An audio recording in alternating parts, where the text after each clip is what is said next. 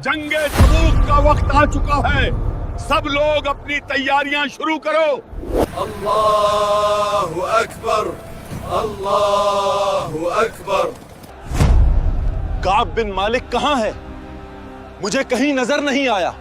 रसूल करीम सल्लल्लाहु अलैहि वसल्लम ने हुक्म दिया है कि अपनी बीवी को खुद से अलग कर दो।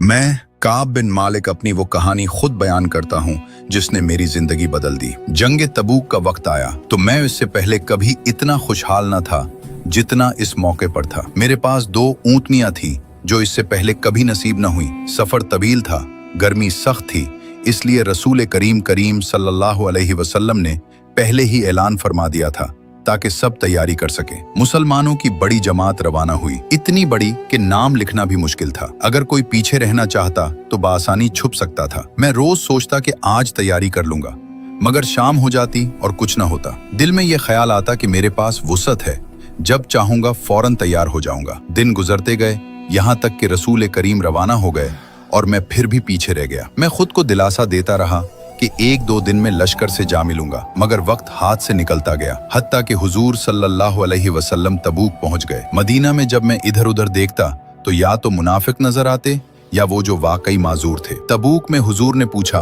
काब कहाँ है? किसी ने कहा, माल और जमाल ने रोक लिया। हजरत माज ने फौरन कहा, यह गलत है, हम उसे नेक आदमी जानते हैं। हुजूर खामोश रहे। जब वापसी की खबर आई तो दिल पर बोझ आ गया। मैंने सोचा कि कोई उज्र बना लूं, मगर दिल ने फैसला कर लिया कि नजात सिर्फ सच में है। जब हुजूर तशरीफ लाए तो हस्बे मामूल मस्जिद गए। मुनाफिक आए, झूठे उज्र पेश किए, कस्में खाएं और हुजूर ने उनके जाहिर को कबूल फरमाया। मैं हाजिर हुआ, सलाम किया। हुजूर ने नाराजी के साथ तबस्सुम फरमाया। मैंने अर्ज किया, या रसूल अल्लाह, मैं मुनाफिक नहीं, न मेरे ईमान में कोई तरद्दुद है। फरमाया, करीब आओ। फिर पूछा, किस चीज ने रोका? मैंने कहा, या रसूल अल्लाह, अगर किसी और के सामने होता तो कोई बात बना लेता, मगर आपके सामने झूठ नहीं चल सकता। अल्लाह की कसम, मेरे पास कोई उज्र न था। मैं उस वक्त जितना फारिग और खुशहाल था पहले कभी न था। फरमाया, उसने सच कहा, उठ जाओ, तुम्हारा फैसला अल्लाह करेगा। मैं निकला तो लोगों ने मलामत की कि कोई उज्र कर लेता तो हुजूर इस्तिग़फ़ार फरमा देते। मैंने पूछा, क्या कोई और भी है? बताया गया कि हिलाल बिन उमैया और मरारा बिन रबी भी इसी हाल में हैं। हम तीनों से बातचीत बंद करने का हुक्म हो गया। लोगों ने हमसे किनारा कशी कर ली। यूं लगा जैसे दुनिया बदल गई हो। जमीन अपनी वुसअत के बावजूद तंग हो गई। सब अजनबी लगने लगे। 50 दिन हम इसी हाल में रहे। मेरे दोनों साथी घरों में रहने लगे। मैं मस्जिद जाता, बाजार जाता, मगर कोई बात न करता। एक दिन अपने अजीज अबू कतादा की दीवार फलांग कर सलाम किया। उन्होंने जवाब न दिया।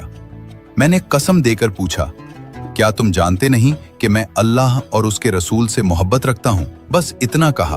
अल्लाह और उसका रसूल बेहतर जानते हैं। मेरी आंखों से आंसू बह निकले। इसी दौरान गस्सान के बादशाह का खत आया जिसमें मुझे बुलाया गया था। मैंने कहा, इन्ना लिल्लाह। ये आजमाइश भी आ गई कि काफिर भी मुझे बहकाने लगे। मैंने वो खत तनूर में जला दिया। 40 दिन गुजरे तो हुक्म आया, रसूल करीम सल्लल्लाहु अलैहि वसल्लम ने हुक्म दिया है कि अपनी बीवी को खुद से अलग कर दो। मैंने अपनी बीवी को मैक्के भेज दिया। 10 दिन और गुजरे, यूं 50 दिन मुकम्मल हो गए। 50वें दिन फजर के बाद मैं छत पर बैठा था। दिल बोझल था कि सुलह पहाड़ से आवाज आई,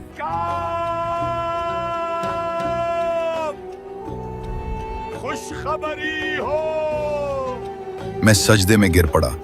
हुजूर करीम सल्लल्लाहु अलैहि वसल्लम ने फजर के बाद हमारी तौबा कबूल होने का ऐलान फरमाया। मैं मस्जिद पहुंचा तो सब ने मुबारकबाद दी।